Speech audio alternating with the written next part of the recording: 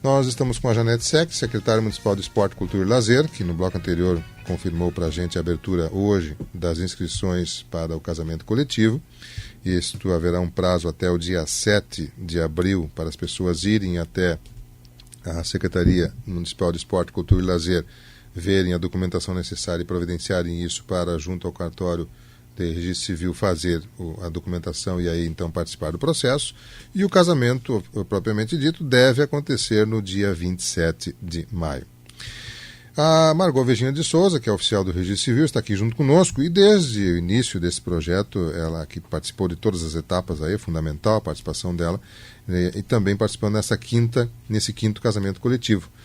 Margot Virginia, bom dia, como é que está, amiga? Tudo bem, Margot? Bom dia, Miguel. Bom dia aos ouvintes da rádio, a Janete, a prefeitura que encabeçou desde o início na primeira edição desse casamento coletivo foi até nós para ver se nós abraçaríamos esse projeto, e sim, porque é fundamental a questão jurídica do casamento. Enfim, um bom dia a todos. Feliz Dia das Mulheres para nós. Eu acho que não é exatamente um dia apenas de celebração, de comemoração, é um dia de reflexão. Nós temos que saber o que nós estamos comemorando hoje, meninas, porque, a meu ver, enquanto uma mulher apontar para outra e cobiçar o parceiro alheio, enquanto uma mulher olhar para outra e criticá-la porque ela é bonita, ou porque ela não faz nada, ou porque ela faz tudo, ou por A, B ou C questões, então, meninas, nós não temos muito o que celebrar. Nós temos que refletir sobre o nosso comportamento e ver de onde vêm as discriminações, Janete, com muita frequência, Janete, assim, coitado daquele cidadão, como ele sofre daquela mulher, opa, só um pouquinho, meninas. Parem de se criticar, vamos refletir do dia de hoje, porque nós não só apanhamos dos homens, continuamos apanhando, mas nós apanhamos pela nossa própria falta de reconhecimento das nossas boas ações. Então, para refletir. E refletir também quais são os passos que nós vamos dar no nosso frequência. Eu ouço com muita frequência, para que serve o casamento? Para que casar? Se esse casamento fosse bom, não tinha testemunha. Não é exatamente assim. O casamento pessoas que estão nos ouvindo, é uma das instituições, é um dos melhores, é um dos mais perfeitos contratos no mundo jurídico brasileiro. Por quê? Porque eu celebro o contrato lá no cartório, mas ele tem a previsão no Código Civil. Então, as regras do casamento, elas são irrefutáveis, incontestáveis. Né? O que é melhor, união estável ou casamento? Casamento, toda a vida. A união estável é um capítulo à parte dentro do Código Civil que serve e veio porque lá há uns 30, 40 anos atrás, a mulher vivia informalmente com o homem, e como ela não tinha, ou o homem com a mulher, porque os homens também são vítimas das relações. Sim. Então, eles viviam mutuamente e não tinham, no rompimento dessas relações informais, eles não tinham direitos, né, em partilhas e aqueles direitos patrimoniais do casamento. Então, o que acontecia? Muitas mulheres começaram a acionar a justiça trabalhista, porque se não tinha condições de partilhar bens adquiridos, o que restava para nós? Prestação de serviço, e aí a gente discute isso na esfera trabalhista, ou então danos materiais, assim, ações de reparos, porque nós não tínhamos recursos, nós não tínhamos direitos. Aí veio o reconhecimento da união estável, porque era uma realidade assim crescente. E assim, o que é a união estável? É justamente aquela, eu vou dar certo com esta pessoa, essa relação vai ser boa. Então, iniciava assim essa união estável, mas depois ela era consolidada com o casamento. E eu sempre digo, a falência não é do casamento civil, a falência é do nosso convívio, é do ser humano. Isso é outra coisa. Bom, quando a prefeitura nos convidou para abraçar esse projeto junto, nós, obviamente, que entendemos que Tupanciretã merecia isso, e aí começamos a fazer, né, Janete? A iniciativa foi boa e nós vimos que deu certo, porque é interessante como a gente critica o casamento, mas é maravilhoso ver como brilham os olhinhos, como diz, brilha os olhinhos quando as pessoas, né, ou por essas razões, ou como foi um caso que nós tivemos, que não foi dentro do casamento coletivo, mas é bem muito engraçado, o cidadão saiu do casamento, foi na Caixa fazer um financiamento, precisava provar, e foi muito, foi lá. Bom, vai iniciar essa etapa burocrática, como a Janete falou, ela é complicadinha, porque nós fazemos muitos questionamentos. As pessoas precisam ter certidões de nascimentos ou de casamentos anteriores atualizadas, né, são documentos que devem ser apresentados. Certo. Elas precisam decidir sobre o regime de bens que elas vão adotar para o seu casamento. Elas precisam decidir sobre o nome que elas vão adotar após o casamento. Enfim, são questões que a gente faz na hora, e as pessoas precisam se antecipar e já refletir sobre isso, e leva algum tempo. Por isso que é importante que nesses primeiros 30 dias decidam, né, se querem casar, façam o pedido formal para as suas namoradas e seus namorados, e depois vão lá munidos desses documentos que nós vamos relatar depois. É necessário, se as pessoas forem solteiras, certidões de casamento, de nascimento, elas devem ser atualizadas, ou seja, elas devem ter sido emitidas nos últimos 60 dias. É o prazo que tem da emissão até, tá? Porque senão tem que pedir outro. As pessoas que precisam dessas certidões de nascimento, se forem registradas em Tupãnciretã, elas podem ir até o cartório e requisitar essas certidões aqui no nosso ofício. E se elas forem registradas em qualquer parte do estado, em outras, elas não precisam, elas pedem aqui também. Então, os cartórios do Rio Grande do Sul, nós já conversamos sobre isso, eles estão todos conectados, e é possível pedir uma certidão lá do Chuí, ou lá de Vacaria, ou lá de Santa Rosa, Uruguaiana, pode pedir aqui, e elas em 1 ou 2 dias elas estão aqui. E as carteiras de identidades, né, que a gente vê com frequência que as pessoas deixam as suas perecerem, né? Elas precisam estar em dia, precisam permitir a identificação. Existem algumas pessoas que até argumentam que tem um prazo de 10 anos, legalmente não tem esse prazo, mas ela tem que ser a pessoa que for identificada pela identidade tem que olhar, não, realmente é a Margot, né? Daí não pode ser um troço lá da infância, né? A infância, ou aquelas carteiras, tem muitas pessoas apegadas à foto da primeira carteira de identidade. Estão mais bonitas, mas estão segurando aquela lá, esse não dá. E tem gente, é claro, para nós que serve habilitação, carteira de trabalho, carteira de identidade, certificado de reservista, no caso dos homens, tudo isso são documentos que servem para identificar, mas precisam estar em condições de identificação. Quem se encaixa no casamento coletivo não é aberto para toda e qualquer pessoa. Tem algumas regras para a pessoa participar, Janete? A princípio, assim, regras, digamos, um regulamento a gente não tem, mas geralmente as pessoas que nos procuram até hoje sempre foram as pessoas que realmente precisam, então a gente nunca teve problema nesse sentido. Na realidade, juridicamente falando, ali em âmbito de cartório, elas precisam ser reconhecidamente pobres.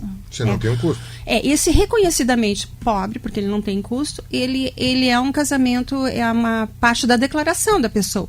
Ela tem que se declarar reconhecidamente pobre para poder receber a gratuidade do casamento, né? Até porque eu conversava com a Janete, o TJ ele tem uma rubrica de ressarcimento do casamento, né, dos matrimônios, e o Código Civil prevê a gratuidade. Então nós, em tese, seríamos ressarcidos. No caso de Tupãnciretã, nós não somos ressarcidos. Né? Quer dizer, é uma gratuidade efetiva mesmo. É plena e efetiva. Mas a pessoa tem que se declarar. Claro. Aliás, nós temos que criar esse hábito de que a declaração da pessoa é algo que tem que ser verdadeiro e que vale como um documento legal, né? No Brasil, infelizmente, a gente tem que ter prova da prova da prova da prova da prova, né? Então, se você declarar alguma coisa, as pessoas normalmente não aceitam simplesmente isso. Por que não acontece isso? Porque não existe uma penalidade para quem mentir, né? Se a pessoa mentir lá, não vai acontecer muita coisa com ela, né? Com certeza. E é uma questão de consciência, nós precisamos avançar nessa civilidade aí muito, né? É muito triste, eu acho engraçado isso, né? Você tem que registrar em cartório registrar que aquela assinatura é verdadeira e é sua. Pô, eu estou assinando, sou eu que estou assinando, eu estou dizendo que é minha assinatura, mas tem que ter, isso é a questão do Brasil. É a nossa legislação, nós temos que cumpri-la. Então, se você se encaixa nessa condição de pessoa que não tem condição financeira de fazer o seu casamento e que tem o desejo de fazê-lo, a oportunidade é agora. E nós já tivemos dezenas. Quantas pessoas, você tem noção de quantas pessoas já participaram do casamento coletivo, Janete? Em média, nós estávamos comentando aqui antes do programa com a Margot, deu em média 20 casais cada vez. Cada ano, quer dizer... São 4 anos que a gente já fez. Aham. Poderemos chegar a uma centena, então, esse ano, dependendo da... Assim, Miguel, eu tenho observado, e no cartório essas questões são muito correntes e recorrentes também. A pessoa vive em união estável com a outra. Então, por exemplo, eu tenho um filho com alguém. Esse filho é um pressuposto biológico da mulher. Então, se ela for declarar, ela vai apresentar a declaração de pressuposto. Claro. Tá? Ela pode colocar o nome do pai? Não, se ele não estiver presente. Uhum. Porque já em relação ao homem, não é um pressuposto biológico. Claro. Então, mas se eu sou casada? Bom, aí sim. Porque o casamento, juridicamente, ele não é um pressuposto biológico. Sim, mas ele é um pressuposto jurídico da paternidade. Claro. Então, se eu sou casada... Bom, e essa é a menor das questões, né? As outras questões, quais são? Eu vivo com uma pessoa informalmente, né? Eles criaram a palavra namorido. Uhum. Bobinha essa palavra, bem bobinha, não existe. Mas criaram porque, e ao criar esse termo, Miguel, é justamente aquela questão da discriminação, do preconceito. Porque eu vivo com uma pessoa, pronto. É difícil dizer eu vivo com uma pessoa. Não, aí inventaram um namorido. É feia essa palavra, porque ela não existe. Aí essa pessoa vem e falece, por alguma questão ou outra, ela morre, né? O que ela deixou em haver? A condição e os direitos do namorido sobrevivente. Uhum. Né? São cuidados que a gente não tem, porque nós nos achamos assim... Imortais. Mas tem. Sempre que eu namorar uma pessoa, ou que eu vier a conviver com ela, eu tenho que saber que existem regras, né? E não são aquelas regras que engessam o indivíduo, são as regras que estabelecem direitos e deveres. Claro. Né? Na união estável, o nosso tribunal ainda não... Há discussões, mas o mundo do jurídico reconhece direitos efetivos? Ainda não, porque tu vai ter que provar, né, que tu comprou aquilo naquela data, que tu comprou com o dinheiro que nós juntamos. Aí se eu morrer, como eu vou deixar amparado ou desamparado? Por isso que o casamento, ele, nesse sentido, ele ainda é mais positivo e de fácil comprovação de direitos e deveres. Janete, onde é que vai ser o casamento coletivo esse ano, lá no dia 27 de maio? Na Casa de Cultura. Uhum, vai ser lá. A prefeitura dá toda a estrutura, quer dizer, o ambiente, o local, a preparação. O local, a preparação das noivas, as roupas, para quem não tiver, a gente consegue, através da comunidade, que é solidária e sempre que a gente pede, nos auxilia. Os salões de belezas, todos praticamente da cidade, nos dão para arrumar as meninas, né? Uhum. Gratuitamente a gente consegue. Então a gente tem um apoio da comunidade assim imenso, que a gente tem só que agradecer. E a gente consegue então com muito pouco custo fazer este casamento.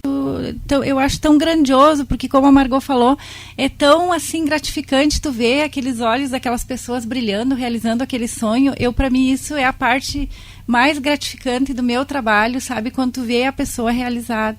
E é para todas as idades, né? Sim, para todas as idades. A maioria que já foram, são as pessoas com mais idade, com mais tempo de convívio. Tem casais novos, como é que é?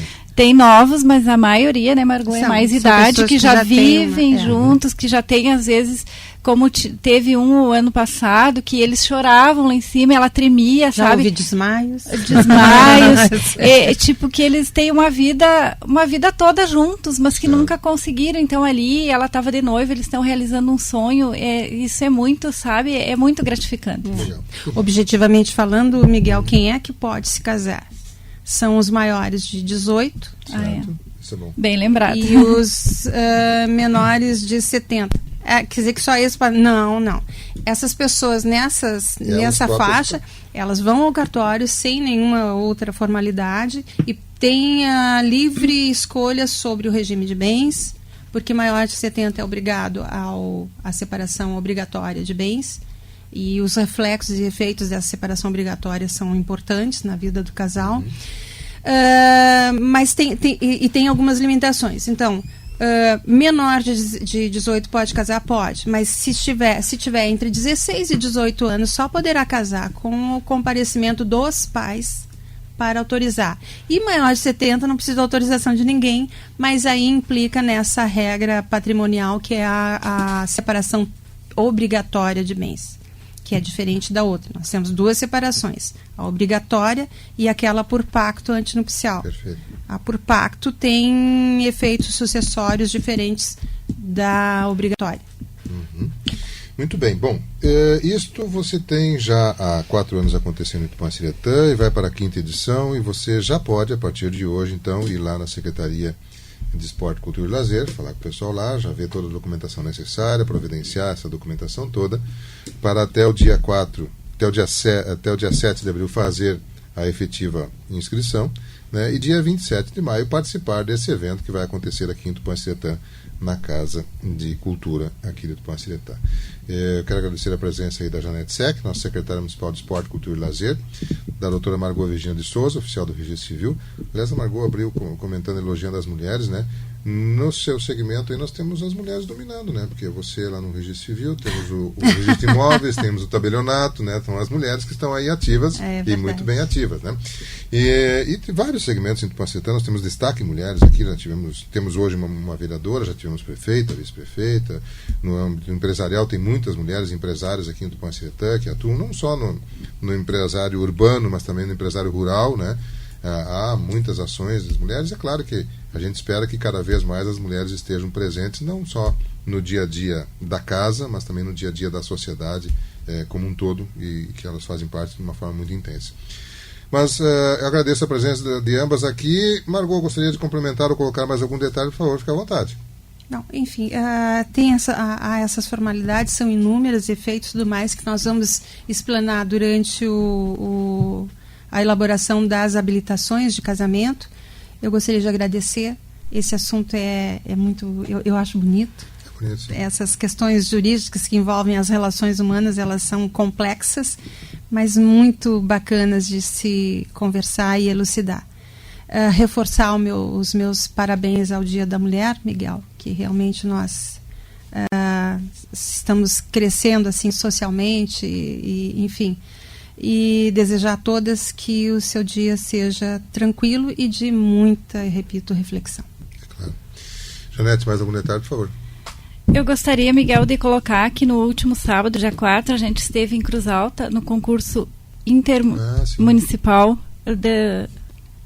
do Carnaval, e onde a gente trouxe então 3 títulos novamente para Tupã-Siretã. Ano retrasado a gente já tinha ido, também tinha trazido. Então as que foram entregaram, e novamente a gente trouxe então a primeira princesa adulta intermunicipal, que ficou a Camila Moraes Pereira, que é a rainha municipal. E a primeira princesa infantil, a Laís Vitória dos Santos da Luz, que é a rainha infantil. E também trouxemos a segunda princesa gay, a Valéria Fontini, que é do Bloco Taí. Então eu gostaria muito de agradecer a todos os blocos e entidades carnavalescas que a gente fez um carnaval com muita tranquilidade, muita paz. E também aos pais dessas meninas, né, que estiveram sempre junto, e que a gente trouxe então esses títulos, que para nós é muito valioso trazer esses títulos então para o nosso município. E também dizer que estamos trabalhando, né, Miguelzinho, na abertura da colheita. Já tivemos em torno de 5 reuniões. Ontem ainda eu estive lá mapeando o local no seu Emerci Richter. Já agradecer a ele, né, que tem sido assim uma pessoa incansável e está nos ajudando muito nessa questão. E que a abertura será então no dia 24, às 10 horas da manhã, com a presença do governador, enfim, com autoridades estaduais, regionais, quem sabe também federais, né? Muitas vezes vêm. E onde a gente convida então todos os produtores já para se fazerem presente, que esse foco é voltado aos produtores rurais. E essa vez também teremos palestra com questões importantes, ainda que estão sendo definidas. E então estamos trabalhando aí, dizer a toda a comunidade que a gente está à disposição lá na Secretaria, tanto para sugestões, críticas construtivas, enfim. As pessoas que desejam então se inscrever, que tiverem alguma dúvida, podem também nos ligar para o 3272-4186, que a gente está lá à disposição. E mais uma vez, então, agradecer por essa oportunidade que nos proporciona, Miguel, a Rádio Tupã, que é sempre nossa parceira, e desejar, por fim, então, a todas as mulheres que seja um dia muito feliz para todas e agradecer, então, a todos por essa oportunidade.